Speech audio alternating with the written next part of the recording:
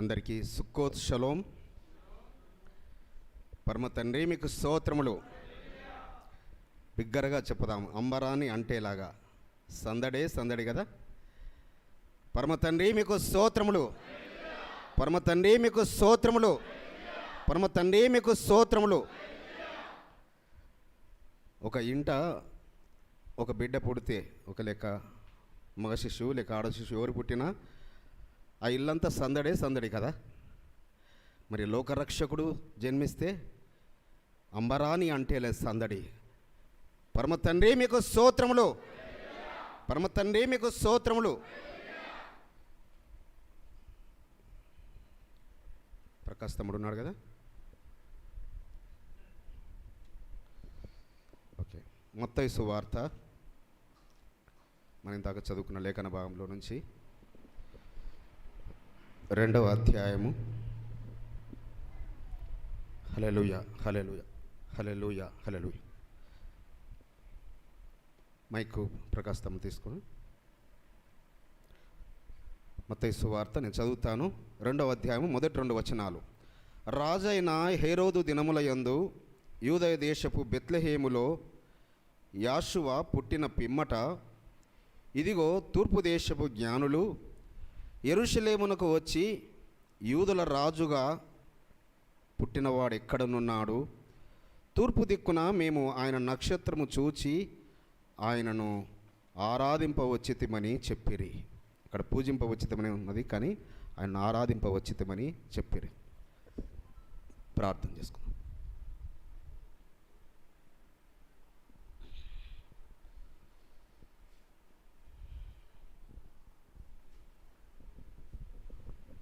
ప్రార్థించుకుందాము.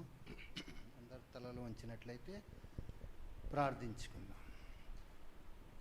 సర్వోన్నతుడా, సర్వాధికారి, సర్వశక్తిమంతుడా, భూమికిని ఆకాశమునకును సర్వోన్నతుడైన జీవము గల తండ్రి, మహిమ గల తండ్రి, నాయన మీరు నియమించినటువంటి ఈ దినమున తండ్రి మిమ్మల్ని స్తుతించుటకు, మిమ్మల్ని ఆరాధించుటకు, మిమ్మల్ని గొప్ప చేయుటకు, మిమ్మల్ని మహిమపరచుటకు తండ్రి ఇదిగో సమాజముగా కూడి ఉండగా జీవము గల తండ్రి నాయన ఈ దినమున తండ్రి మీ యొక్క జీవము గల మాటను వినుటకు సమాజము కూడి ఉండగా మీరే మాట్లాడి మహిమ గంత ప్రభావములు పొందండి నాయన.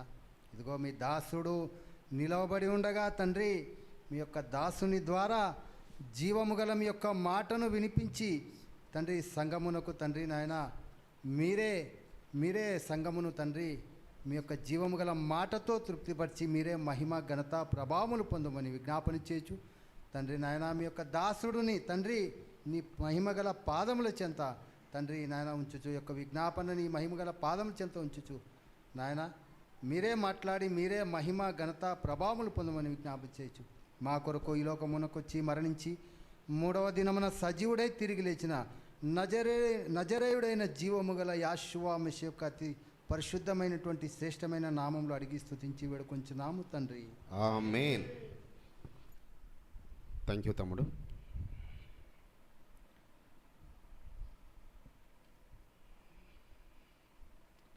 సో ఈ పర్ణశాల పండుగ గురించి మనం ప్రతి సంవత్సరం కూడా ధ్యానించుకుంటూనే ఉంటాము, తెలుసుకుంటూనే ఉంటాము.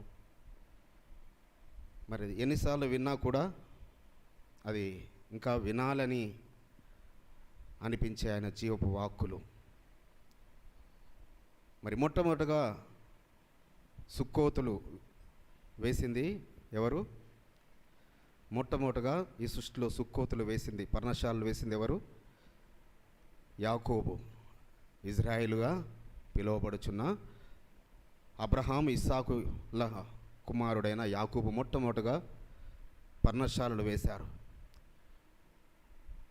ఇక మన పితరులు 40 సంవత్సరాలు ఐగుప్తు నుంచి అరణ్య యాత్రలో వారు ఈ యొక్క గుడారాలలోనే మనం బయట వేసుకున్నాం కదా. ఎందుకనగా అప్పుడు టెంట్లు కాదు, ఎక్కడైతే ఏ చోటైతే వారు ఉంటారో ఆ చోట మరి అక్కడ చెట్లు ఆకులు తీసుకోవడం, గుడారాలు వేసుకోవడం వారు.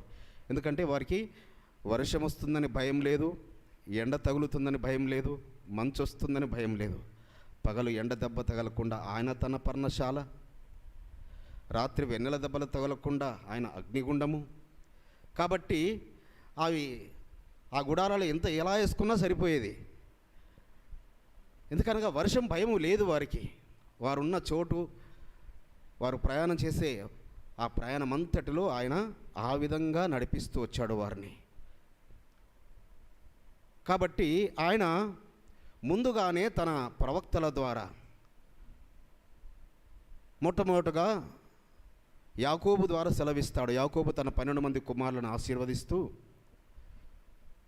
ఏ విధంగా యూదాలో నుంచి రక్షకుడు రాబోతున్నాడు.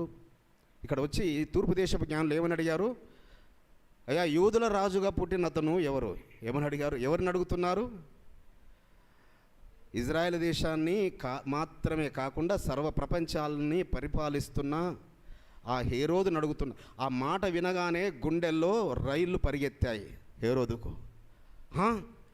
ఎక్కడ యూదుల రాజు పుట్టాడా అని. యూదుల రాజు పుట్టాడంటే గుండెల్లో గుబులు బయలుదేరింది. వెంటనే ఏం చేశాడు? యెరూషలేం అంతటా, ఇజ్రాయెల్ దేశం అంతటా ప్రకటించాడు. ఓ శాస్త్రులారా, ఓ యాజకులారా, ఓ ప్రధాన యాజకులారా, మీరందరూ రండి. ఎక్కడ మీ గ్రంథాలలో ఎక్కడ రాయబడింది, ఎక్కడ పుడతాడని రాయబడింది యూదుల రాజు ఎక్కడ అని ఈ జ్ఞానులు చెప్పగానే యెరూషలేం అంతా వణికిపోయిందంట. యెరూషలేములో పరిపాలన చేస్తున్న వాళ్ళ పీఠాలన్నీ కదలింపబడ్డాయంట. ఎక్కడ పుట్టాడు యూదుల రాజు? ఎందుకనగా వారు అనేక సంవత్సరాల నుంచి పరిపాలిస్తున్నారు. మరి వారు చిరకాలము వారు పరిపాలించాలని వారి యొక్క తపన. కానీ యూదుల రాజు పుట్టాడు అనగానే వారి గుండెల్లో గుబులు బయలుదేరింది. అయితే ఏం చేస్తాడు అక్కడ? ముందుగా మనము ఈ యూదుల రాజు ఎక్కడ పుడతాడు ఏంటి అని ముందుగా ఎవరెవరు చెప్పారు కొన్ని మాటలు మనం పరిశుద్ధ గ్రంథంలో చూసుకుందాము. సంఖ్యాకాండములో 24వ అధ్యాయం, సంఖ్యాకాండం 24వ అధ్యాయము 17వ వచనంలో బిలాము చెబుతాడు. మరి బిలాము కూడా ఒక మాంత్రిక తాంత్రిక శక్తులు కలిగిన వ్యక్తి, ముందుగా యెహోవాను ఆరాధించిన వ్యక్తి. కానీ సోదె సొమ్ముకు అలవాటు పడి, డబ్బు కాంక్ష కలిగిన వాడై, పదవి కాంక్ష కలిగిన వాడై యెహోవాను విడిచి మరి సోదె చెప్పుకుంటూ బ్రతుకుచున్న వ్యక్తి. ఆ వ్యక్తి ఏమని మాట్లాడుతున్నాడు? 24వ అధ్యాయము 17వ వచనం. ఆయనను చూచుచున్నాను గాని ప్రస్తుతము ఉన్నట్టు కాదు, ఆయనను చూచుచున్నాను గాని సమీపం ఉన్నట్టు కాదు. హల్లెలూయా. నక్షత్రము యాకోబులో ఉదయించును, రాజదండము ఇజ్రాయిల్లో నుండి లేచును, అది మోయాబు ప్రాంతములను కొట్టును, కలహవీరులందరినీ నాశనము చాలు చలెమ్మ. సో ఇక్కడ ఎందు గురించి వచ్చాడు బిలాము? సోదె సొత్తు తీసుకొని ఇజ్రాయిళ్లను శపించడానికి బయలుదేరాడు. కానీ ఆయన నోట పరమతండ్రి మాటలు ఉంచాడు. ఆయన నోట తన మాటలు కాదు, పరిశుద్ధాత్మ ద్వారా పరలోకపు తండ్రి ఆయన నోట మాటలు పలికిస్తున్నాడు. నేను ఆయనను చూస్తున్నాను, ఎలా దగ్గరగా ఉన్నట్టు కాదు, ఎలా లేక దూరంగా ఉన్నట్టు కాదు. సో ఆయనను నేను చూస్తున్నాను. కానీ ఏ విధంగా చూస్తాను?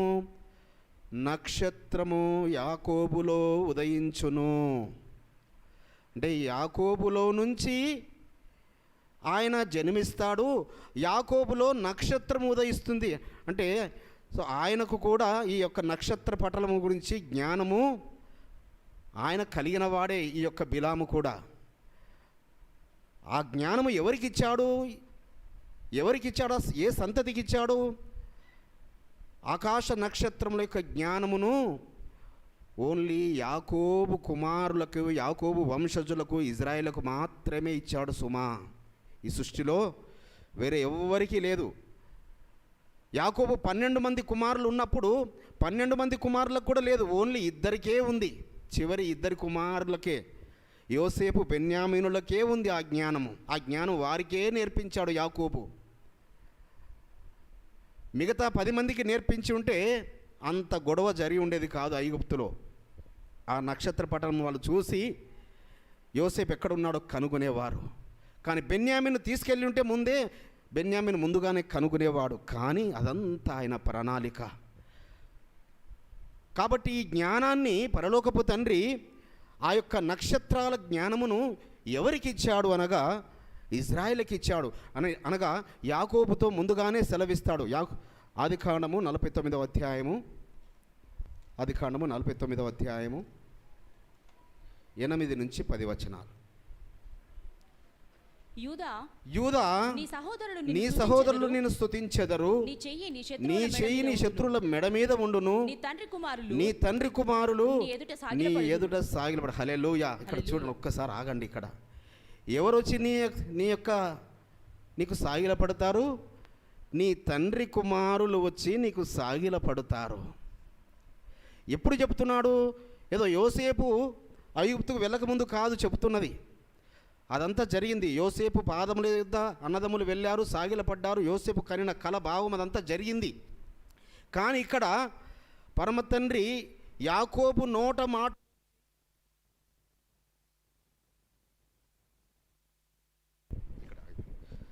పరమతండ్రి యాకోబు నోట మాటలుంచి యూదాను ఆశీర్వదిస్తున్నాడు. ఓ యూదా, నీ యొక్క చేయి ఎప్పుడు కూడా నీ శత్రువుల మెడ మీద ఉంటుంది. నీ యొక్క తండ్రి కుమారులు నీ ఎదుట సాగిలపడుదురు. ఈ వచ్చిన తూర్పు దేశపు జ్ఞానులు ఎవరికి సాగిలపడడానికి వచ్చారు? యూదుల రాజుగా పుట్టిన యాషువాకు సాగిలపడడానికి వచ్చారు. తూర్పు దేశపు జ్ఞానులు అంటే మనవారు అనుకుంటారు చాలామంది. ఏదో వారిని చిన్న చూపుగా చూసి వారిని పక్కన పడేస్తున్నారు. తూర్పు దేశపు జ్ఞానులు వచ్చారు, వారు మొక్కారు, బెత్లెహేమును చూసి వెళ్ళారు. కానీ తూర్పు దేశపు జ్ఞానుల ద్వారానే సర్వ సృష్టికి సువార్త ఆరంభమైంది. లోకరక్షకుడు జన్మించాడని, సృష్టికర్త జన్మించాడని సర్వ సృష్టికి సువార్త ఆరంభమైందే ఈ యొక్క తూర్పు దేశపు జ్ఞానుల ద్వారా. మరి తూర్పు దేశం అనగా ఇజ్రాయెల్ దేశమునకు మన భారతదేశము తూర్పు దేశంగా ఉంటుంది. ఇంకా పైకి వెళితే ఇటు చైనా, ఆస్ట్రేలియా, ఇలా వారు కూడా తూర్పు దేశంలో ఉంటారు. అయితే మరి సర్వ ప్రపంచాన్ని ఇప్పుడు పరిశీలన చేసినట్టయితే ప్రతి ఆచారము కూడా దేన్ని చూసినా భాషతో పాటు మన తెలుగు భాషకు మూలం ఏంటి? మన తెలుగు భాషకు మూలం ఏంటి? తెలుగు భాషకు మూలము సంస్కృతం. సంస్కృతంకు మూల భాష ఏంటి? తెలిసిన వాళ్ళు చెప్పండి ఎవరైనా. నేను ఒక 6 సంవత్సరాల క్రితము 5 సంవత్సరాల క్రితం చెప్పాను. సంస్కృత భాషకు మూల భాష ఏంటి? దేవయాని లిపి. గుర్తుపెట్టుకోండి, ఇది దేవయాని లిపి. దేవయాని లిపికి మూల భాష ఏంటి? ఇదైనా చెప్పండి, తెలిసిన వారు చేయొద్దండి. దేవయాని లిపికి మూల భాష ఏంటి? హీబ్రూ లాంగ్వేజ్, హీబ్రూ భాష. పరమ తండ్రి మీకు స్తోత్రములు. హీబ్రూ నుంచి దేవయాని వచ్చింది. ఎలా వచ్చింది దేవయాని అనగా, మన పితరులు సింధు నది ప్రాంతానికి వచ్చి సింధు నాగరికత అని మనం చదువుతాం కదా, అక్కడ వారు నివసించి వారు ఆ హీబ్రూ భాష నుంచి దేవయాని లిపి, ఆ దేవయాని లిపి నుంచి సంస్కృతం నుంచి మన భారతదేశంలో అనేక లాంగ్వేజెస్, అందులో మన తెలుగు కూడా.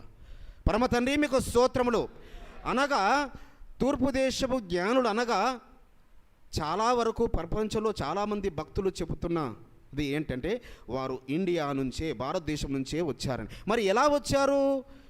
వారు ఎలా వచ్చారు అనగా యాకోబు ఆశీర్వదిస్తున్నాడు యూదాను. ఏమని?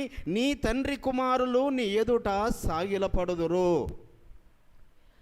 నీ తండ్రి ఎవరు? అబ్రహాము, ఇస్సాకు, యాకోబులు. వారి యొక్క కుమారులు వచ్చి నీకు సాగిలపడతారు. ఎవరికి? యూదుల రాజుకు. కాబట్టి ఈ యూదుల రాజును ఎందు గురించి వచ్చారు? వారికి ఏం పని? సముద్రాలు దాటి, నదులు దాటి ఎందుకు ప్రయాణం చేస్తూ ఇజ్రాయెల్ దేశానికి వెళ్ళారు? అయితే వారు ఎక్కడి వరకు వెళ్ళారట? యెరూషలేము వరకు వెళ్ళారు. యెరూషలేము వరకు ఆ యొక్క నక్షత్రం వారిని అక్కడి వరకు నడిపించింది. అయితే ఈ నక్షత్రము ఇది ఎప్పుడూ ఉండేది కాదు సుమా. మొట్టమొదటగా ఈ లోకములో లోకరక్షకుడు జన్మించినప్పుడే అది మొట్టమొదటిగా ఆ యొక్క నక్షత్రం గురించే ఇజ్రాయెల్ అంతా కనిపెట్టుకుంటున్నారు.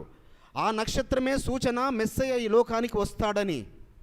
ఆ నక్షత్రం గురించే వారు కనిపెట్టుకుంటున్నారు. అయితే వారంతా చెదిరిపోయారు, ప్రపంచమంతటా చెదిరిపోయారు. రకరకాల దేశాల్లో, రకరకాల మారుమూల పట్టణాల్లో ఎక్కడెక్కడో నివసిస్తున్నారు. మన దేశంలో మరి అనేక ప్రాంతాల్లో వారు ఉన్నారు. అనేక ప్రాంతాలలో ముఖ్యంగా మొట్టమొదటి కేరళ వచ్చారని, తర్వాత ముంబై వచ్చారని, ఇక మన తెలుగు రాష్ట్రాల్లో నివసించారని, మేఘాలయ, ఇలా అనేక ప్రాంతాలలో వారు ఇక్కడ నివసించారు మన భారతదేశంలో.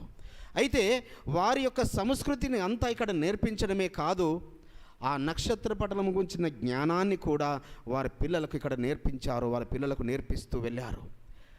కాబట్టి ఓకే, నేను అక్కడికి వెళ్ళను. ఇక్కడ ఈ తూర్పు దేశపు జ్ఞానుల గురించి మాత్రమే మనం ధ్యానించుకుందాం. ఈ క్యాలెండర్ను ఎవరెవరు నేర్చుకున్నారు, ఆ యొక్క సూర్యచంద్ర నక్షత్రాల యొక్క గమనాల్ని బట్టి దినములను, మాసములను, ఉత్సవములను నిర్ణయించడము ఏ విధంగా పరలోకపు తండ్రి నిర్ణయించాడో, కొన్ని వందల సంవత్సరాల తర్వాత జరగబోయే అద్భుతాలను సహితము ఈ యొక్క నక్షత్ర పటలము ద్వారా, ఈ యొక్క జ్ఞానము ద్వారా, ఆ నక్షత్రాల జ్ఞానము ద్వారా వారు చెప్పగల శక్తిమంతులు, సామర్థ్యులు వాళ్ళు.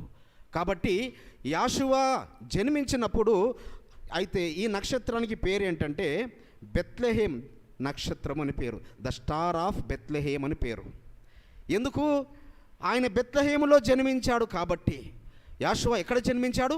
బెత్లెహేములో జన్మించాడు. బెత్లెహేం అనగా మనకు తెలుసు భూమధ్య స్థలము అని, ఎలోహిం ఇల్లు అని, ఎలోహిం ఇల్లు అని. సో ఆయన ఇంటిలో, అంటే రొట్టెల నిలయమైన ఆ ఇంటిలో, ఆ బెత్లెహేములో ఆయన జన్మించాడు. అదే దావీదు పురము. సో దావీదు ఏ వంశం నుంచి వచ్చినవాడు? యూదా గోత్రం నుంచి వచ్చిన అతను.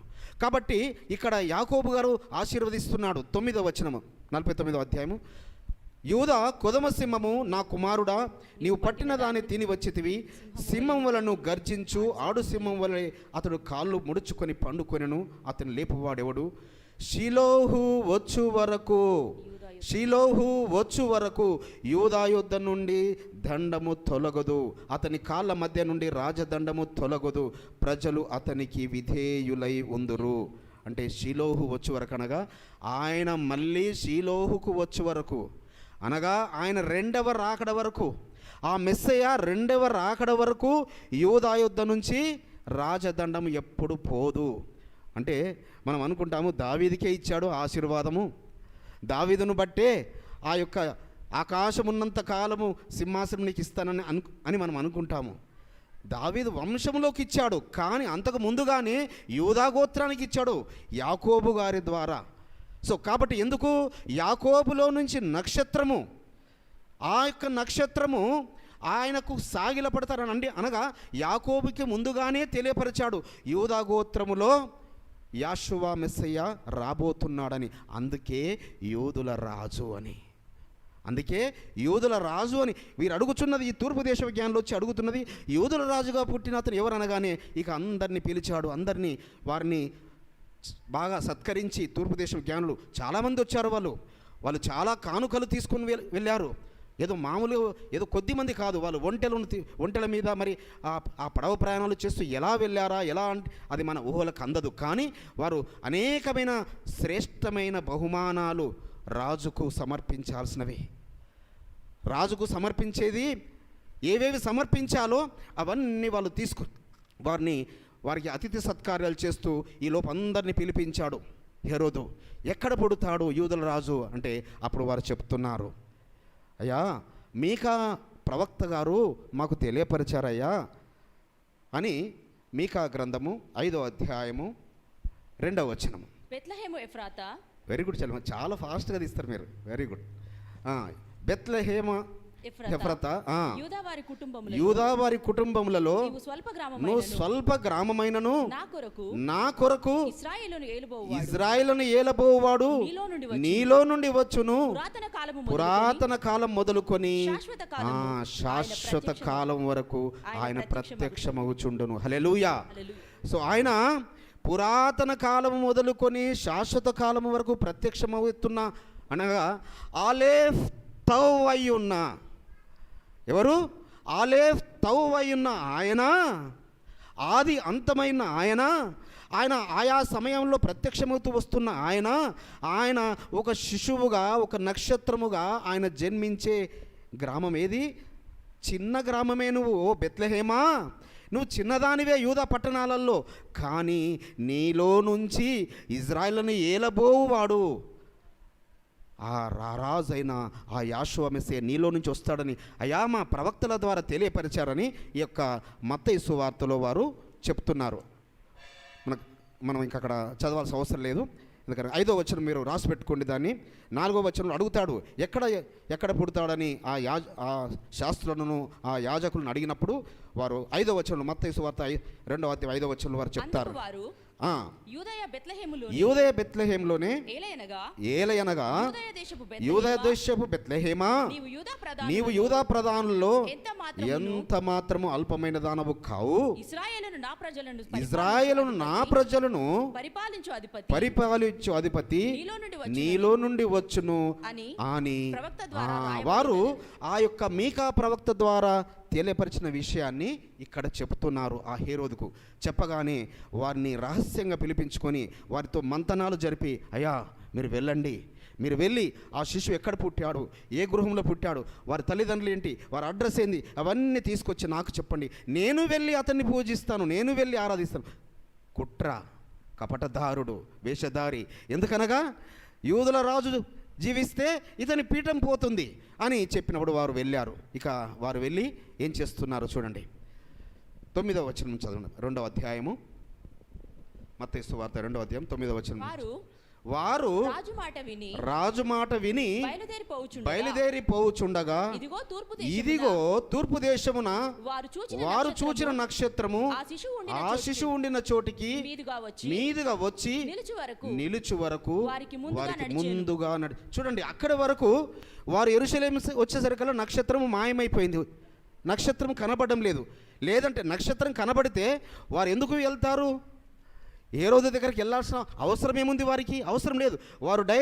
వారు బయలుదేరింది ఎవరి గురించి? మెస్సయ్య గురించి కనిపెట్టుకొని ఉన్నారు కొన్ని వందల సంవత్సరాల నుంచి. అయ్యా నీవెప్పుడొస్తావు ఈ లోకానికి, రక్షకుడిగా ఎప్పుడొస్తావు?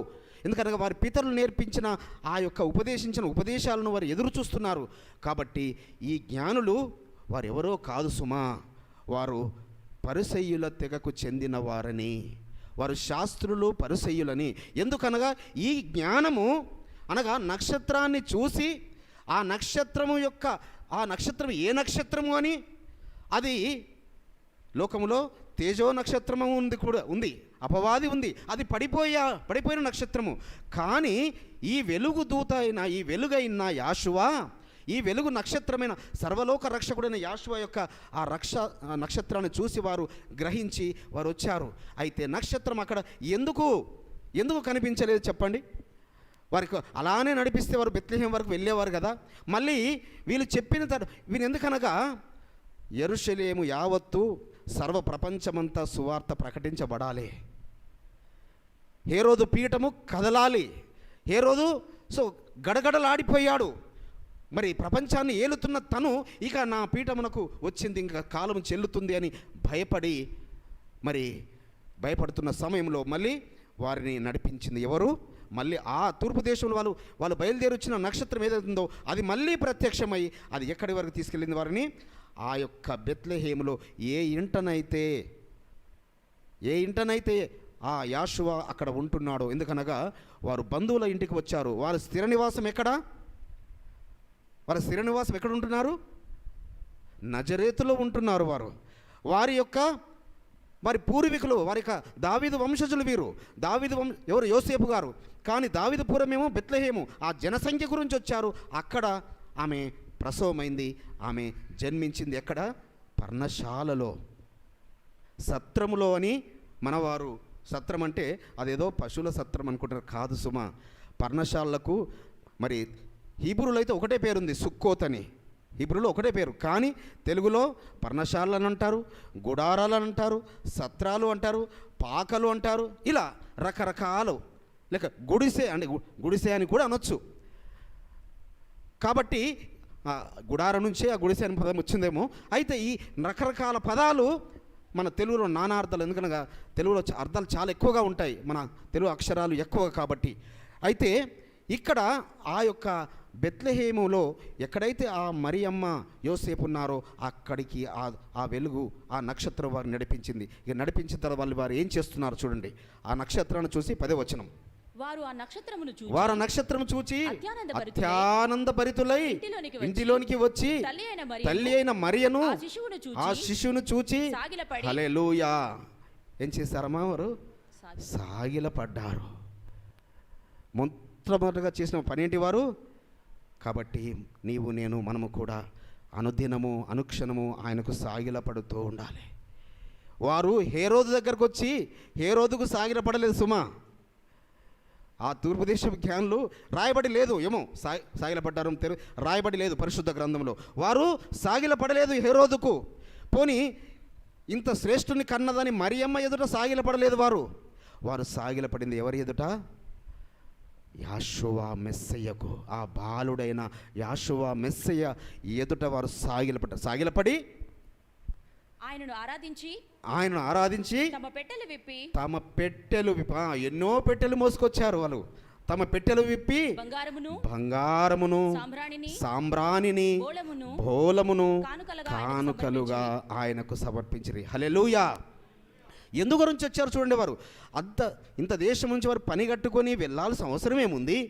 వారు వెళ్ళి ఆయనకు బంగారము సాంబ్రాణి బోలము సమర్పించాల్సిన అవసరం ఏముంది అనగా, అయ్యా మా హృదయాలలో మీరు జన్మించండి అయ్యా మా హృదయాలలో మీరు ఈ యొక్క బెత్లెహేములో జన్మించారు మీరు కాబట్టి అసలు నిజంగా ఆయన ప్రణాళిక చూస్తే, పరలోకపు తండ్రి యొక్క ప్రణాళిక, ఇజ్రాయేల్ దేశములో బెత్లెహేములో జన్మించాడు.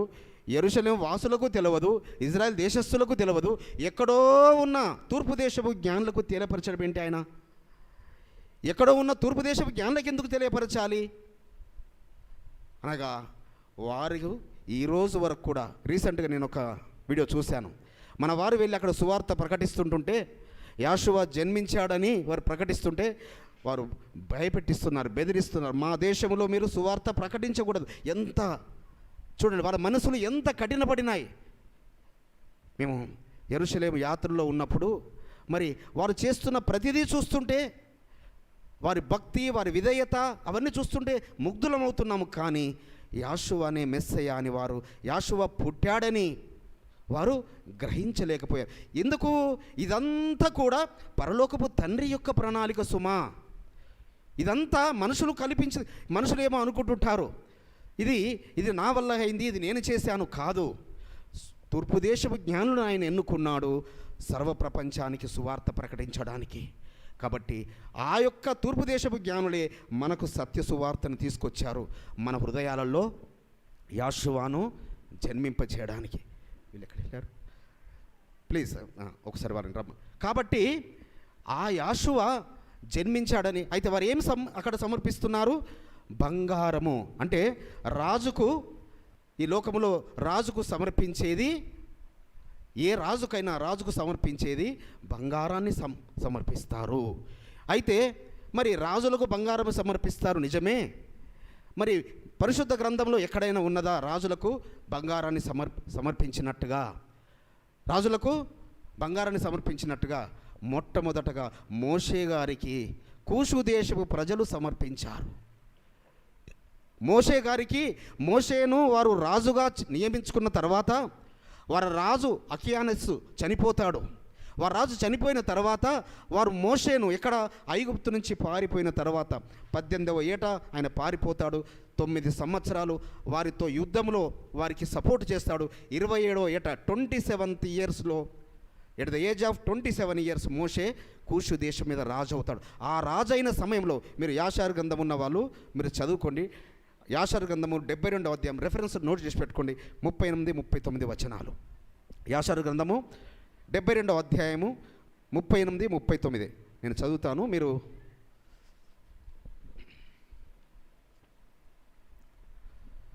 కూషు ప్రజలంతా ఆ దినమందు ఒక ప్రకటన విడుదల చేసిరి. వారు వారిలో ప్రతి మనుష్యుడు తన ఆస్తి నుండి కొంత మోషేకి ఇవ్వవలనని ప్రకటన చేసిరి. వారు గుట్టపై ఒక వస్త్రము పరిచి ప్రతి మనుష్యుడు తనకు కలిగిన దానిలో ఒక బంగారు చెవి పోగును ఒక బంగారు నాణెమును అందులో వేసిరి. ఎవరికి? మోషే గారికి వారు కానుకలు ఏమి కూషు ప్రజలంతా, వారి మీద రాజు అయిన తర్వాత కూషు ప్రజలంతా బంగారాన్ని, ఆ బంగారాన్ని అంతా తీసుకెళ్ళి ఆయన ఒక ధనాగారంలో దాచిపెట్టుకున్నాడు. ఆ 40 సంవత్సరాల ధనాగారంలో ఉంచుకున్నాడు. ఆయన మళ్ళీ ఆ కూషు దేశం నుంచి సిప్పోర అమ్మ దగ్గరికి వెళ్ళినప్పుడు, సిప్పోరను పెళ్లి చేసుకోవడానికి వెళ్ళినప్పుడు, అంటే 67వ ఏట 27 ఇయర్స్ నుంచి 40 ఇయర్స్ 67th ఇయర్ ఏట ఆయన అక్కడికి వెళుతాడు. కానీ ఈ 40 సంవత్సరాలు ఏమయ్యాడో మన గ్రంథంలో లేదు కాబట్టి మన వారికి తెలియకుండా ఉంది. ఎక్కడో అరణ్యంలో ఉన్నాడు, మామ మందలు మేపకుండా ఉన్నాడు అని అనుకో. మామ మందలు మేపింది 1 సంవత్సరమో 2 సంవత్సరాలు, మహా అయితే 3 సంవత్సరాలే సుమా. మ్యాక్సిమం 3 ఇయర్సే. ఎందుకనగా పెద్ద కుమారుడు పెళ్ళయింది, పెద్ద కుమారుడు పుట్టాడు, చిన్న కుమారుడు పుట్టాడు, అక్కడి నుంచి వచ్చాడు. కాబట్టి బంగారమును మొట్టమొదటగా రాజు అయిన తర్వాత మోషే గారికి సమర్పించారు. అదే విధముగా యోసేపుకు ఆ యొక్క ఫరో ఏం చేస్తాడు? సాగిలపడతాడు. ఫరోనే రాజు. మరి రాజు మరి మోషేకు యోసేపు ఎదుట సాగిలపడుతున్నాడంటే అంటే ఆయనకు మించిన రాజు అని. మరి రారాజు జన్మిస్తే, రారాజైన యాషువా జన్మిస్తే ఎవరు సాగిలపడ్డారు? తూర్పు దేశపు జ్ఞానులు సాగిపడ్డారు. కాబట్టి మనము ఒక పాట పాడదాం. ఇందాక పాడిన పాటని. పన్నశాల పండుగ వచ్చింది, పండు వెన్నెల పున్నమినిచ్చింది. పన్నశాల పండుగ వచ్చింది, పండు వెన్నెల పున్నమినిచ్చింది. యశువ రక్షకుడా మా హృదయాల్లో జన్మించి చీకటి తొలగించవు, మా హృదయాల నిండా వెలుగుతో నింపావు. యశువ రక్షకుడా మా హృదయాల్లో జన్మించి చీకటి తొలగించవు, మా హృదయాల నిండా వెలుగుతో నింపావు. స్తోత్రములయ్యా యశువ రక్షకుడా, వందనలయ్యా లోక రక్షకుడా, నిన్ను వందనలయ్యా ప్రాణానా.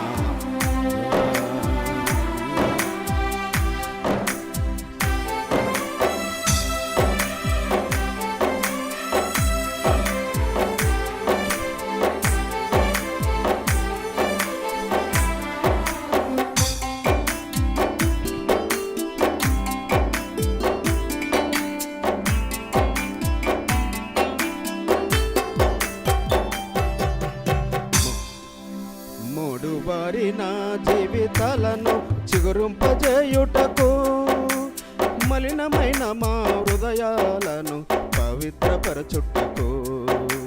మూడుబారి నా జీవితాలను చిగురింపజేయుటకు, మలినమైన మా హృదయాలను పవిత్రపరచుటకు. గూడారం ధరించవు, ఈ భూమి కరుణించావు. గూడారం ధరించావు, ఈ భూమి కరుణించావు. గూడారాల పండుగనిచ్చి సమీపమయ్యావు. గూడారాల పండుగనిచ్చి సమీపమయ్యావు. స్తోత్రములయ్యా యశువ రక్షకుడా, వందనలయ్యా లోక రక్షకుడా. స్తోత్రములయ్యా యశువ రక్షకుడా, వందనలయ్యా లోక రక్షకుడా, నిన్ను వందనలయ్యా మా ప్రాణనాథుడా. పరమ తండ్రి మీకు స్తోత్రములు, పరమ తండ్రి మీకు స్తోత్రములు. అయితే యాషువా ఏ పండుగలో జన్మించాడు? గుడారాల పండుగలో. ఈ గుడారాల పండుగలో జన్మించడానికి 3 రకాలుగా మన పరిశుద్ధ గ్రంథం నుంచి మనకు మూడు రకాలుగా రుజువులు దొరుకుతాయి. ఒకటి, బాప్తిసమిచ్చి యోహానుకు మన రక్షకుడికి యాషువా మెస్సకు ఎన్ని నెలల తేడా? 6 నెలలు తేడా. ఎలిజబెత్ అమ్మ 6 నెలలు గర్భవతిగా ఉన్నప్పుడు మరియమ్మ గర్భవతి అవుతుంది. అక్కడ నుంచి చూసుకుంటే ఆయన యొక్క పుట్టుక తేదీలు వెరీ క్లియర్గా ఉన్నాయి. ఎవరివి? బాప్తిసమిచ్చి యోహాను గారివి. వారి యొక్క నాన్న యాజకత్వం చేసిన తరగతి ప్రకారం చూసుకుంటే మనకు స్పష్టముగా ఆయన పస్కా పండుగలో జన్మించాడు. ఎవరు? బాప్తిసమిచ్చి యోహాను గారు. మరి అక్కడ నుంచి 6 నెలలకు వచ్చే పండుగ పర్ణశాల పండుగ. ఈ విధంగా చూసుకుంటే రుజువు ఉంటుంది. రెండవ రుజువు, యాషువా మరణించిన పండుగ ఏంటి? ఇది సర్వప్రపంచం అందరూ ఒప్పుకుంటారు. సర్వప్రపంచమంతా ఒప్పుకుంటారు. పస్కా బలి పశువు, పస్కా పండుగలో ఆయన, యూదుల యొక్క పస్కా పండుగలో ఆయన మరణించాడు. అక్కడి నుంచి 6 నెలలకు వచ్చేదే పర్ణశాల పండుగ. కాబట్టి ఆయన ఈ భూలోకంలో ఎన్ని సంవత్సరాలు జీవించాడు? 33.5 సంవత్సరాలు. అనగా ఆయన మరణానికి ఆయన జన్మదినానికి 6 నెలలు తేడా. కాబట్టి ఈ 3 విధాలుగా నేను ఇది ఒక సపరేట్గా మెసేజ్ తీసుకుంటాను మీకు. మరి ఎందుకంటే ఈ పండుగలో మనము దాన్ని ధ్యానిస్తే సమయం సరిపోదు. 3 విధాలుగా ఆయన యొక్క జన్మదినము పరిశుద్ధ గ్రంథములో నుంచి రుజువులు మనకు కలవు. వేరే గ్రంథం ఏది అవసరం లేదు. యాషాయ గ్రంథం అంతకన్నా అవసరం లేదు. ఇంకా మక్కాబీల గ్రంథం, ఇంకా వేరే గ్రంథాలు ఏది అవసరం లేదు. మన పరిశుద్ధ గ్రంథం ఆది కాండం నుంచి ప్రకటన గ్రంథంలో ఉన్న మాటల ద్వారా ఆయన యొక్క జన్మదినము పర్ణశాల పండుగ అని. అందుకే లూకాసు వార్త 2వ అధ్యాయము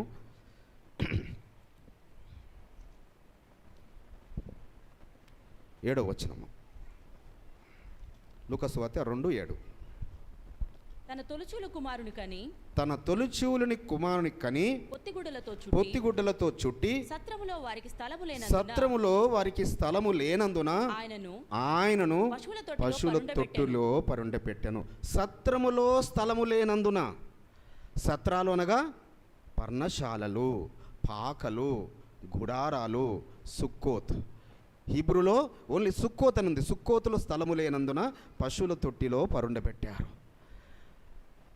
సుక్కోతులో స్థలము లేనందున పశువుల తొట్టిలో, అనగా వారు పండుగ ఆచరిస్తున్నారు. వారు సుక్కోతులు ఇలాగనే ఆరు బయట వారంతా, బెత్లెహేము వాసులంతా ఆరు బయట కూడా వారు వాకిళ్ళలో, లోగిళ్ళలోనూ వారు గుడారాలు వేసుకొని ఆ పండుగ ఆచరిస్తున్న సమయం. అనగా లోకరక్షకుడు జన్మించడానికి కొరకు, సృష్టికర్త జన్మించడానికి కొరకు, ఒక నక్షత్రం ఉదయించడానికి కొరకు ఎప్పుడో నియమించాడు పరలోకపు తండ్రి.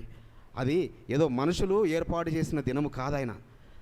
ఆయన ప్రణాళిక ప్రకారము ఒక కారణ జన్ముడు, ఆయన సర్వలోక రక్షకుడు. ఆయన ఎక్కడో ఆయన పశువుల పాకలో జన్మించాల్సిన స్థితి కాదు. అయితే స్థలము లేనందున, సత్రంలో స్థలము లేనందున ఆయన తీసుకువెళ్ళి పశువుల తొట్టిలో మరి అక్కడ ఉంచారు. అయితే మరి ఈ యొక్క మాటల ద్వారా మనం తెలుసుకోవాల్సిన విషయం ఏందనగా, వారు ఏం తీసుకొని వచ్చారు కానుకలు? మొట్టమొదటగా బంగారము. అయితే బంగారము యోసేపు గారు కూడా రాజు అయినప్పుడు ఒకసారి చూసుకుందాం. యాషారు గ్రంథము 49వ అధ్యాయం. యాషారు గ్రంథం ఉన్న వాళ్ళు మీరు తర్వాత చదువుకోండి.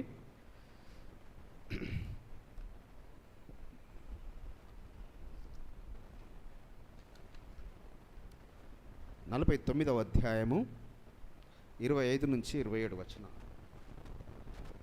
మరియు రాజు తంబురులతోనూ వీణలతోనూ ఆడేవారిని వారి ఇతర సంగీత వాయిద్యములతో, ఎవరు? ఫరో రాజు, ఇతర సంగీత వాయిద్యములతో యోసేపు నొద్దకు వెళ్ళమని ఆజ్ఞాపించను. 1000 తంబురలట. 1000. ఇప్పుడు మనకు ఒక కీబోర్డు ప్లే చేస్తుంటేనే మనకి ఇంత, 1000 తంబురలు, 1000 ఇతర డప్పు వాయిద్యములు, 1000 ఇతర సంగీత వాయిద్యములు యోసేపు వెంట పంపెను. మరియు 5000 మంది మనుషులు వారి చేతులలో మెరయు కత్తులతో యోసేపు ముందు సాగుతూ యోసేపు ముందు ఆటలాడిరి. 20,000 మంది రాజు యొక్క గొప్పవారు నడుములు బిగించి నడుముకు చర్మపు దట్టీలను బంగారముతో కప్పిన వాటిని ధరించి యోసేపు కుడి పక్కన సాగిరి, ఎడమ పక్కన 20. అసలు చూడండి, కుడి పక్క 20,000 మంది, ఎడమ పక్క 20,000 మంది. ముందు వాయిద్యాలు వాయించేవారు 3,000 వాయిద్యాలతోని 5,000 మంది వీరులు కత్తులు పట్టుకొని జయహో జయహో జయహో అని యోసేపును సాగనంపుతుంటుంటే, కానీ యూదుల రాజుగా పుట్టిన యాషువాను జయహో జయహో అనడానికి కొరకు యెరూషలేము వాసులు లేరు, ఇజ్రాయేల్ వాసులు లేరు. వారు తొట్టుపడ్డారు, వారు కఠిన మనసు కలిగింది. కానీ తూర్పు దేశపు జ్ఞానులు వచ్చి వారు ఇంకా ఏం చేస్తున్నారు ఇక్కడ యోసేపుకు? అతని ముందును వెనుకను నడిచిన రాజు యొక్క మనుషులు అతను వెళ్ళు మార్గమును సాంబ్రాణి గుగ్గిలపు ధూపముతో సమస్త పరిమళములతోనూ వెదజల్లి సువాసనలు కలిగి. సో ఆయనకు సాంబ్రాణి వేస్తున్నారట. యోసేపు గారికి సాంబ్రాణి వేస్తూ, ఆ ధూపము వేస్తూ, ఆ ధూపవేదికలు పట్టుకొని నాట్యాలు చేస్తూ ఉంటుంటే ఐగుప్తు ప్రజలందరూ కన్ను రెప్ప కొట్టకుండా చూస్తున్నారట ఆయన ఆ యొక్క అందగాడిని. అంటే ఐగుప్తు దేశంలో అలాంటి అందగాడు ఎవరు లేరు. యోసేపు లాంటి అందగారు ఐగుప్తు దేశంలో ఎక్కడ లేడు. ఆయన అందాన్ని, ఆయన ఎత్తును, ఆయన ఆ రాజ టీవీని, ఆయనకు కిరీటము, ఆ రాజు యొక్క కిరీటము ధరించి, రాజు యొక్క ఉంగరాలు పెట్టించి, రాజు వేసుకున్న గొలుసులు వేసి, బంగారు గొలుసులు వేసి, అప్పుడు తర్వాత రాజు ఏమని ఆజ్ఞాపించాడట ఆ యొక్క ఫరో,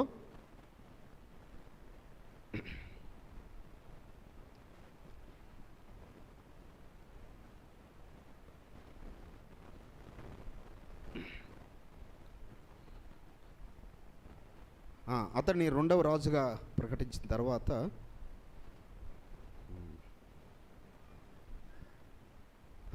34 వచ్చింది. ఐగుప్తు ప్రజలందరూ తను తెచ్చు ప్రతి వస్తువును ఆ ఉన్నత ప్రదేశంలో ఉంచిరి. ఒక మనుష్యుడు తన చెవి పోగులు, వేరొకడు బంగారు ఉంగరమును, వేరొకడు తన బంగారు వస్తువును, ఇలా ప్రతి ఒక్కరూ తాను ఏదో ఒక బంగారంతో కానీ వెండితో కానీ తయారైన వస్తువును, రత్నములను లేక ఇతర అమూల్యమైన రత్నములను తెచ్చి ఆ ఉన్నత స్థలమునందు తనకు కలిగిన దానిలో తెచ్చి ఉంచిరి. ఐగుప్తు దేశం అంటే చాలా పెద్ద దేశము. వీటన్నిటినీ మరి ఫరో ఆజ్ఞాపించాడు. ఫరో గారు ఏమిచ్చారట?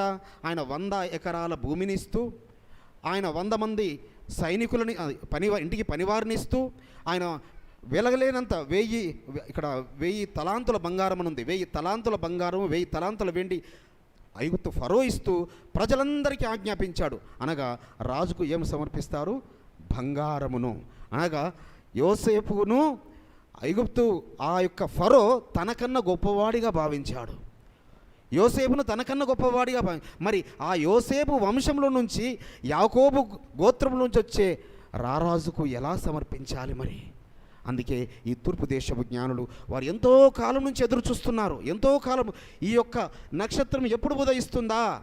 వారికి తెలుసు ఇజ్రాయెల్ దేశంలోనే ఆయన జన్మిస్తాడని, యెరూషలేములోనే జన్మిస్తాడని తెలుసు వారికి. అయితే యెరూషలేముకు బెత్లెహేముకు జస్ట్ అరౌండ్ 10 కిలోమీటర్సే యెరూషలేము నుంచి బెత్లెహేము. మరి అక్కడ మరి వారు ఆ నక్షత్రము వారికి కనపడకుండా పోయింది కాబట్టి ఆ యొక్క హేరోదు దగ్గరికి వెళ్ళారు. కాబట్టి మరి సత్య సువార్త, ఆ యొక్క నీతిమంతుడు పరిశుద్ధుడు జన్మించాడని సర్వప్రపంచానికి మరి సువార్త తీసుకెళ్ళిన వారు. అయితే ఇక్కడ వారు తీసుకొచ్చింది బంగారము, సాంబ్రాణి, బోలము. బోలం ఎందుకు తెచ్చారా అని చాలా దాన్ని ధ్యానిస్తూ వెళ్ళినప్పుడు, బోలం ఎందుకు తెచ్చారు? బోలమును ఎప్పుడు అందించారు? బోలము అది చేదుగా ఉంటుంది. బోలము చేదుగా ఉంటుంది. బోలము దేనికి వాడతారు? డెడ్ బాడీస్ను అవి పాడవకుండా ప్రిజర్వ్ చేయడానికి వాడతారు బోలాన్ని. మరి బోలమును ఎందుకు సమర్పించారు యాషువాకు? అనగా వీరికి తెలుసు ఈ లోకరక్షకుడు, ఈ యూదుల రాజు, ఈ యూదుల చేతనే చంపబడతాడు, ఈ మెస్సయ్య చంపబడతాడు అని దానికి సాదృశ్యముగా వారు ముందుగానే బోలమును తీసుకువచ్చారు. ఎందుకనగా ఈ చేదు చెరక, ఆ బోలముతో కలిపిన ద్రాక్షరసంతో కలిపిన చేదు చెరకను యాషువా ఆ యొక్క గొల్గతాగిరిలో మ్రాను మీద వేలాడదీసినప్పుడు అందిస్తారు. మళ్ళీ ఆ అరిమితయి యోసేపు ఆ యొక్క పార్థివ దేహమును, యాషువా యొక్క దేహమును తీసుకొని వెళ్ళినప్పుడు నికోదేము అనే అతను 150 లీటర్స్ బోలమును తీసుకొచ్చాడు. యోహాను సువార్త 19వ అధ్యాయము 38-39 వచనాలు. యోహాను సువార్త 19:38-39. అటు తరువాత యూదుల భయము వలన రహస్యముగా యాషువా శిష్యుడైన అరిమతయి యోసేపు తాను యాషువా దేహమును తీసుకొని పోవుటకు పిలాతు నొద్ద సెలవడిగను. పిలాతు సెలవిచ్చను గనుక అతడు వచ్చి యాషువా దేహమును తీసుకొని పోయెను. మొదట రాత్రివేళ ఆయన యొద్దకు వచ్చిన నికోదేము కూడా బోలముతో కలిపిన అగరు రమారమి 150 సేల ఎత్తు తెచ్చిన 150 లీటర్స్ అట. ఎందుకు?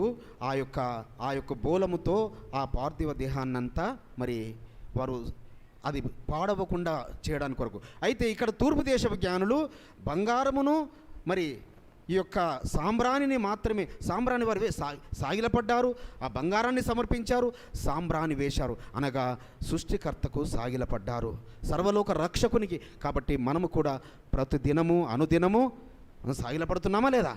ఉదయకాలం లేవగానే సాగిలపడి ఓ రక్షకుడా నీవు నా హృదయంలో జన్మించావు. ఎందుకనగా ఈ యొక్క సత్య సువార్త, ఈ రాజ్య సువార్త మనం నమ్మాము అంటే అది మన వల్ల అయింది కాదు సుమా. కీర్తన గ్రంథములో పరమ తండ్రి ఒక మాట మరి దావీదు రాజు గారి ద్వారా రాయించి పెట్టాడు. కీర్తన గ్రంథము 32వ అధ్యాయము 8వ వచనం. నీకు ఉపదేశము చేసేదను, నీకు ఉపదేశము చేసేదను, నీవు నడవవలసిన మార్గమును నీకు బోధించెదను, నీకు బోధించెదను. నీ మీద దృష్టి ఉంచి. హల్లెలూయా. చాలమ్మా. నీకు ఉపదేశము చేసేదను, నీవు నడవవలసిన మార్గమును నీకు బోధించెదను, నీ మీద దృష్టి ఉంచి నీకు ఆలోచన చెప్పాను. కాబట్టి ఆయన మనకు ఉపదేశం చేస్తున్నాడు. మన హృదయాలలో మనకు ఆయన అసలు అక్కడ ఉన్న ఇజ్రాయేలీలు వారి మధ్యలో జన్మించిన ఆయనను వారు అంగీకరించలేకపోతున్నారు. వారే ఆయనను మ్రానువేశారు. వారు ఆయనను ఆ యొక్క రక్తము అవన్నీ ఈ రోజుకు సాక్ష్యం ఇస్తున్నప్పుడు వారు నమ్మలేకపోతున్నారు. మరి ఎక్కడో 2000 సంవత్సరాల క్రితం పుట్టిన ఆయనను మనం రోజు విశ్వసించాము, మన హృదయాల్లో జన్మించాడు అంటే ఇదంతా ఆయన యొక్క ప్రణాళిక సుమా. ఆయన ప్రణాళికలో నీవు నేను ఉన్నాము. కాబట్టి ఈ యొక్క పర్ణశాల పండుగ, మరి ఈ పర్ణశాల పండుగను ఎందుకనగా ఇదే పర్ణశాల పండుగలో మళ్ళీ ఆయన రాజ్యాన్ని భూమి మీద స్థాపించబోతున్నాడు. ఇదే పర్ణశాల పండుగలో ఆయన ఈ భూమి మీద రాజ్యాన్ని జకర్యా గ్రంథము 14వ అధ్యాయము 9వ వచనం.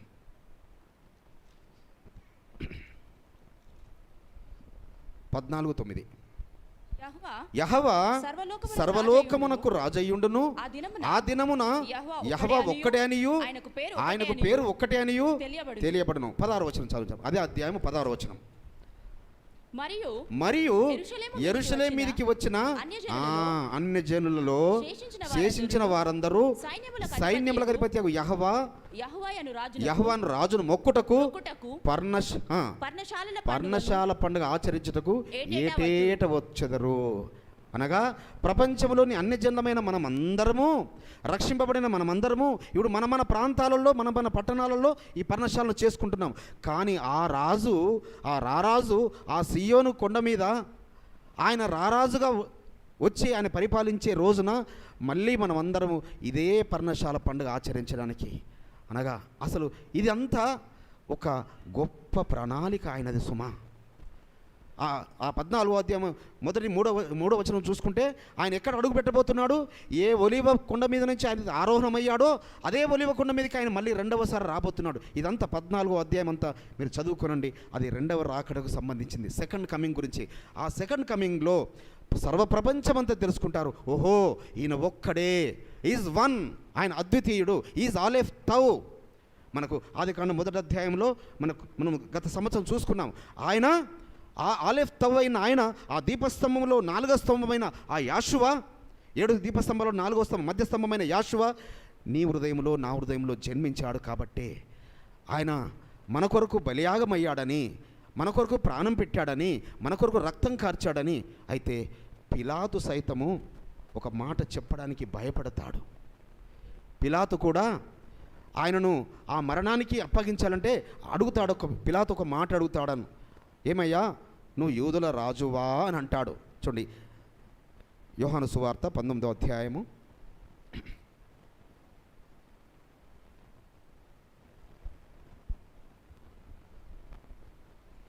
19వ వచనం చూడండి. యోహాను సువార్త మరియు పిలాతు యూదుల రాజైన నజరేయుడగు యాషువ అను పై విలాసము రాయించి మ్రాను మీద పెట్టించెను. చదవండి 20-21 కూడా. యాషువ మ్రాను వేయబడిన స్థలము పట్టణమునకు సమీపమై ఉండెను. అది హెబ్రీ గ్రీకు రోమా భాషల్లో వ్రాయబడి గనుక యూదులలో అనేకులు దాన్ని చదివిరి. నేను యూదుల రాజునని అతడు చెప్పినట్టు రాయము గాని యూదుల రాజు అని వ్రాయవద్దని యూదుల ప్రధాన యాజకులు పిలాతుతో చెప్పగా చెప్పగా పిలాతు పిలాతు నేను రాసినదేమో రాసితినెను. అక్కడ పిలాతు అడుగుతాడు, ఏమయ్యా నువ్వు యూదుల రాజువా అంటే నీవన్నట్టే అంటాడు. నీవన్నట్టే అన్న తర్వాత అక్కడ ఆయనను ఆ యొక్క మ్రాను వేసిన స్థలంలో రాయించి పెడుతున్నాడు. ఎవరు? పిలాతు గారు. పిలాతు గారు ఏమని రాయించి పెడుతున్నాడు? 3 లాంగ్వేజ్లో, హీబ్రూ, గ్రీక్ అండ్ రోమా, ఈ 3 లాంగ్వేజ్లో ఏమని రాయించి పెట్టాడు? యూదుల రాజు అని రాయించి పెట్టాడు. అయితే ఈ యొక్క ప్రధాన యాజకులు, శాస్త్రులు వీరు ఏమంటున్నారు? అయ్యా మీరు యూదుల రాజు అని రాయించొద్దు, అతను చెప్పాడు నేను యూదుల రాజునని అలా రాయించండి అంటే, నేనేదో రాశాను, అది రాసేసాను. I am the supreme one, I have written whatever writes written. నేను రాశాను, ఆయన యూదుల రాజు అని ఒక పిలాతు ప్రకటిస్తున్నాడు. పిలాతు యొక్క భార్య దర్శనము చూసింది. అయ్యా ఆయన నీతిమంతుని జోలికి వెళ్ళకయ్యా, ఆయన నీతిమంతుడు, ఆయన పరిశుద్ధుడు, ఆయన లోకరక్షకుడు అని పిలాతు భార్యతో అంటే అన్యులతో మాట్లాడుతున్నాడు పరమ తండ్రి, అన్యులను రక్షించుకోవడానికి సుమా. కాబట్టి పిలాతు రాశాడు, నేను రాసింది రాశాను అంటే ఆయనను అధిక ప్రశ్నించే హక్కు ఆ యాజకులకు కానీ శాస్త్రులకు కానీ ఎవరికీ లేదు. నేను రాసింది ఏదో రాశాను అంటే యూదుల రాజు అని ఈ సర్టిఫైయింగ్ ఆయన రాశాడు. పరమ తండ్రి మీకు స్తోత్రములు. అందుకే జ్ఞానులు ఎందు గురించి వచ్చారు? తూర్పు దేశపు జ్ఞానులు యూదుల రాజును పూజించడానికి, యూదుల రాజును ఆరాధించడానికి. కాబట్టి మనము ఈరోజు ఆరాధిస్తున్నది ఎవరిని? యూదుల రాజును. యూదుల రాజైన రాజైన యాషువ మెస్సేను. ఆయన మళ్ళీ అందుకే ఒక యూదుని చెంగు పట్టుకొని ఎంతమంది వెళ్తారు? రక్షణ ఎంతమందికి అంటే యూదుల యొక్క సిద్ధాంతాలను అన్నీ, యూదులనగా అసలు అదేదో అనుకుంటారు. యూదులు అంటే చాలాసార్లు మనం ధ్యానిస్తుంటాం. యూదులు అంటే ఎవరు? యెహోవాను స్తుతించు. యూదా అంటే అర్థం ఏంటి? 12 మంది కుమారుల యూదా పెడతారుగా, యెహోవాను స్తుతించుట. లేయమ్మ ఎందుకు పెడుతుంది ఆ పేరు? నాకు కుమారుని ఇచ్చాడు, నేను ఆయన స్తుతిస్తాను. ఆ యెహోవా నాకు కుమారుని ఇచ్చాడని నేను స్తుతిస్తాను అనగా యూదా అనగా యెహోవా స్తుతి. సో యూదులు అంటే ఎవరు? ఆయనను స్తుతించేవారు యూదులు, సృష్టికర్తను ఆరాధించేవారు యూదులు. యూదుల రాజును అనగా ఇప్పుడు సర్వప్రపంచంలో యాషువాని మెస్సయ్యను ఆరాధిస్తున్న వాళ్ళందరూ కూడా. అందుకే ప్రకటన గ్రంథంలో ఒక శ్రేష్టమైన మాట రాయించబడింది. ప్రకటన గ్రంథం 3వ అధ్యాయం 9వ వచనం. ప్రకటన 3:9. యూదులు కాకయే తాము యూదులమని అబద్ధమాడు సాతాను సమాజ వారిని రప్పించెదను.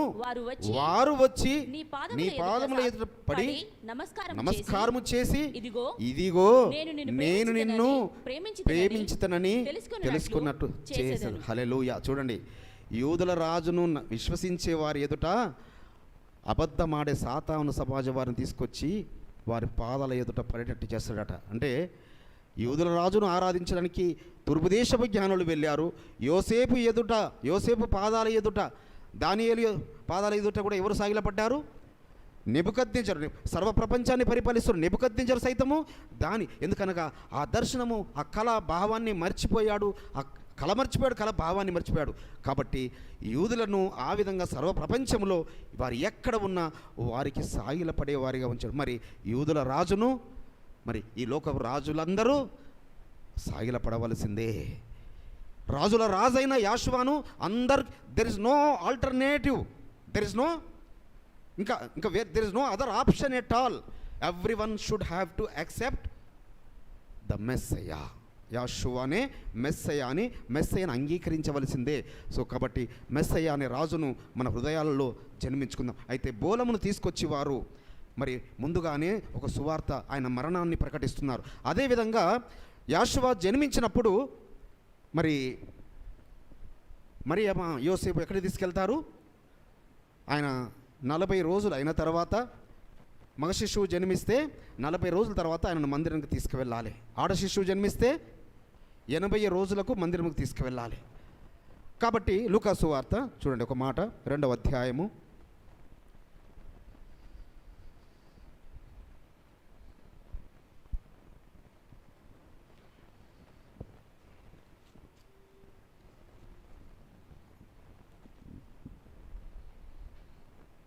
27వ వచనం చూడమ్మా.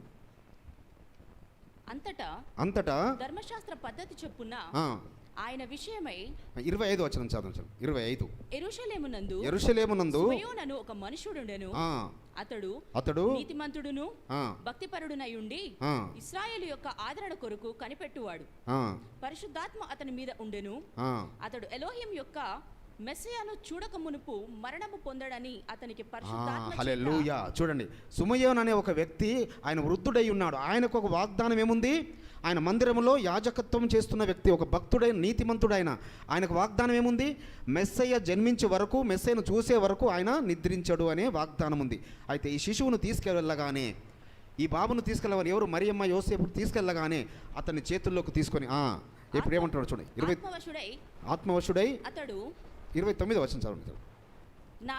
నాదా ఇప్పుడు నీ మాట చొప్పున సమాధానముతో నీ దాసుని పోనిచ్చుచున్నావు. అన్యజనులకు నిన్ను బయలుపరచుటకు వెలుగుగాను నీ ప్రజలైన ఇశ్రాయేలుకు మహిమగాను నీవు సిద్ధపరిచిన నీ రక్షణ నేను కన్నులారా చూచి. హల్లెలూయా. చూడండి అయ్యా, అన్యజనులకు నీవు ప్రకటించే నువ్వు అనేక అన్యజనులకు నువ్వు ఏ విధంగా? వెలుగుగా.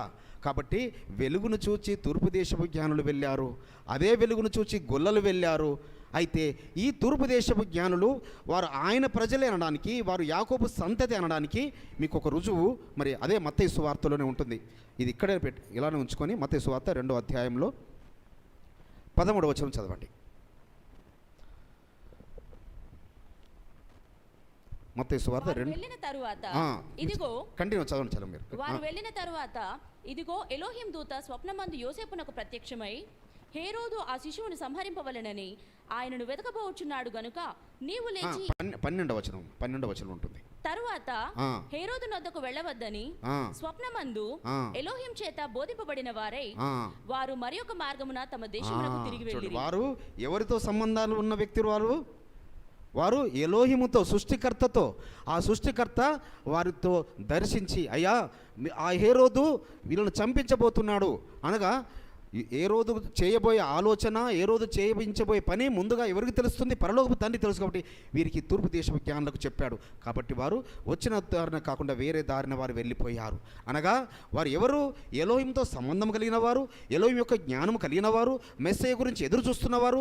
వారు సర్వ ప్రపంచానికి, ఆ ఇజ్రాయెల్ దేశమునకు, యెరూషలేమునకు సువార్త ప్రకటించారు, ఆ యాషువానే జన్మించాడని. కాబట్టి ఇప్పుడు మనము కూడా మరి యాషువా జన్మించాడని అనేకులు మనవారు ప్రకటిస్తున్నారు. కానీ ప్రకటించవలసినది ఏమి ఉన్నది?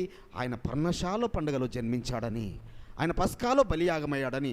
ఇదే పర్ణశాల పండుగలో మళ్ళీ ఆయన రాజ్యస్థాపన చేయడానికి ఆయన భూమి మీదకి రాబోతున్నాడని. అయితే ఇంకొక మాట ఇక్కడ ఆయన సుమయోను అంటాడు. లూకాసు వార్త 2వ అధ్యాయంలో 34వ వచనం చదవండి. సుమయోను వారిని దీవించి, ఇదిగో అనేక హృదయాలోచనలు బయలుపడినట్లు ఇశ్రాయేలులో అనేకులు పడుటకును తిరిగి లేచుటకును వివాదాస్పదమైన గుర్తుగా ఈయన నియమింపబడి ఉన్నాడు. అమ్మా, ఈయన మీద అనేకులు పడిపోతారు, అనేకులు తిరిగి లేస్తారు, అనేకులు అంటే తొట్టిల్లుతారు. అనగా ఇజ్రాయెల్ తొట్టిల్లబోతున్నారు, యూదులు తొట్టిల్లబోతున్నారు అని ఆయన తెలియపరుస్తూ 35వ వచనం, మరియు నీ హృదయంలోనికి ఒక ఖడ్గము దూసుకొని పోవునని ఆయన తల్లి అయిన మరియతో చెప్పాను. చూడండి, మరియకు ఏం చెప్పాడు? అమ్మా, నీ హృదయంలో నుంచి ఒక ఖడ్గము దూసుకుపోతుంది. ఎప్పుడు దూసుకుపోతుంది? నీ కుమారుడు బలియాగం అయినప్పుడు. ఏ తల్లికి తన ఎదుట కుమారుడు చిత్రహింసలు పడుతున్నాడంటే ఏ తల్లి ఓర్చుకోలేదు. అనగా ఆయన మరణము గురించి ముందుగానే సుమయోను ప్రకటించాడు. ఆ తూర్పు దేశపు జ్ఞానులు బోలము తీసుకొచ్చి వాళ్ళు ప్రకటించారు. కాబట్టి ఇదంతా ప్రణాళిక ప్రకారము జరిగింది. ఆ యొక్క నక్షత్రము అయితే మళ్ళీ ఆ నక్షత్రము మరి దాదాపు 800 ఇయర్స్ తర్వాత లాస్ట్ ఇయర్ 6th డిసెంబర్ నాడు మళ్ళీ బెత్లెహేంలో కనిపించింది.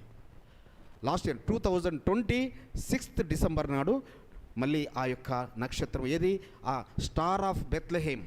మరి మళ్ళీ ఎన్ని సంవత్సరాలకు అది వస్తుందో తెలియదు. కానీ అనగా ఈ యొక్క జ్ఞానం అంతా మరి ఎవరికి ప్రకటించబడుతుంది, ఎవరు బయలుపరచబడుతుంది? ఆయన యొక్క భక్తులకే, సర్వ ప్రపంచంలో వచ్చేది. ఎందుకనగా ఇదంతా నాసా వాళ్ళు ఈజీగా కావాలంటే ఇచ్చేస్తారు. నాసా వాళ్ళు మళ్ళీ ఆ నక్షత్రం ఎప్పుడు వస్తుందంటే వాళ్ళు ఇవ్వగలుగుతారు. ఎందుకనగా మరి బ్లడ్ మూన్స్ కొన్ని 400 సంవత్సరాల తర్వాత వరుసగా 4 బ్లడ్ మూన్లు వస్తాయని మనకు గత 5 years బ్యాక్ చెప్పారు. ఇదంతా నాసా వాళ్ళు ఎలా చెప్తున్నారంటే అంటే ఆ టెక్నాలజీ ఉన్న టెక్నాలజీని బట్టి. కానీ టెక్నాలజీని మించిన జ్ఞానము ఆయన భక్తులకు పరమ తండ్రి ఇచ్చాడు. ఆ భక్తుల వారే ఆ యొక్క తూర్పు దేశపు జ్ఞానులు. కాబట్టి మన హృదయాలలో జన్మించి మనము కూడా ఆ నక్షత్రం గురించి, ఆ యాకోబు నక్షత్రం గురించి ప్రకటిస్తుంటే మనము కూడా మరి నక్షత్రాల్లాగా నిరంతరము ప్రకాశిస్తాము. ఆ వాగ్దానం మనం స్వతంత్రించుకుందాం. దానియేలు 12:3. దానియేలు 12:3 మనం చదువు ముగించుకుందాం. బుద్ధిమంతులైతే, దానియేలు గ్రంథం 12:3. బుద్ధిమంతులైతే ఆ. ఆకాశ మండలములోని ఆ. జ్యోతులను పోలిన వారై ఆ. ప్రకాశించెదరు. ఆ. నీతి నీతి మార్గమును అనుసరించి నడుచుకున్నట్లు నడుచుకున్నట్లు ఎవరు అనేకులను తిప్పుదురో వారు నక్షత్రం వలె నిరంతరము ప్రకాశించెదరు. నీతి మార్గమును అనుసరించున్నట్లు ఎవరు, మరి ఇంకా వేరే గ్రంథాలలో ధర్మమును అనుసరించున్నట్లుగా మనం అనుసరిస్తుంది ఏంది? ధర్మాన్ని అనుసరిస్తున్నాము. ధర్మశాస్త్రములో రాయబడిన విధముగా ఈ పర్ణశాల పండుగను మనం 7 దినములు ఈ పర్ణశాలలో నివసించాలి. ఎందుకు? లోకము శాశ్వతము కాదని, ఈ లోకానికి ఆయన గుడారం ధరించుకొని వచ్చాడని, మనము కూడా యాత్రికులమని, మన పితరులు 40 సంవత్సరాలు ఆ యొక్క గుడారంలో నివసించారని, ఆయన గుడారం ధరించుకొని ఈ లోకానికి వచ్చాడని మనము ప్రకటించడానికి ఈ యొక్క ధర్మములో రాయబడి ఉన్న విధంగా లేవియకాండము 23వ అధ్యాయంలో రాయబడి ఉన్న విధముగా, లేవియకాండం 23వ అధ్యాయము 33వ వచనం నుంచి మీరు చూసుకున్నట్టయితే ఆ యొక్క పర్ణశాల పండుగ గురించి 7 దినములు మనం ఎలా చేయాలి, 8వ దినం వ్రత దినం ఎలా అని మనకు ఇక్కడ బ్యానర్ రాయబడిన విధముగా అక్కడ లేవియకాండం 23వ అధ్యాయం రాయబడింది. కాబట్టి ఎవరు ధర్మాన్ని అనుసరించేటట్లు అనేకులను తిప్పుతారో వారు నిరంతరము జ్యోతుల్లాగా, ఆ నక్షత్రం అంటే మనం ఒక్కొక్క నక్షత్రం అవ్వాలనే ఆయన ప్రణాళిక. మనమేదో రాలిపోయా పడిపోయే నక్షత్రాల్లాగా ఉండాలని కాదు, మనం నిరంతరం ప్రకాశించే నక్షత్రాల్లాగా. ఎందుకనగా యాకోబులో జన్మించిన నక్షత్రంను చూడగలిగాము, మన హృదయాల్లో చేర్చుకున్నాము. ఆ నక్షత్రమే యాషువ మెస్సయ్య అని మనం గ్రహించాము. యాషువ మెస్సయ్య అనుసరించిన నీతిని మనం అనుసరించే సర్వ ప్రపంచానికి తెలియపరిస్తే మనము కూడా నిరంతరము ప్రకాశించే జ్యోతుల్లాగా ఆయన మనల్ని ఆశీర్వదిస్తాడు. ఆ పరమ తండ్రి ఈ మాటలు మన అందరి హృదయాల్లో ఆశీర్వదించును గాక. ఆమేన్.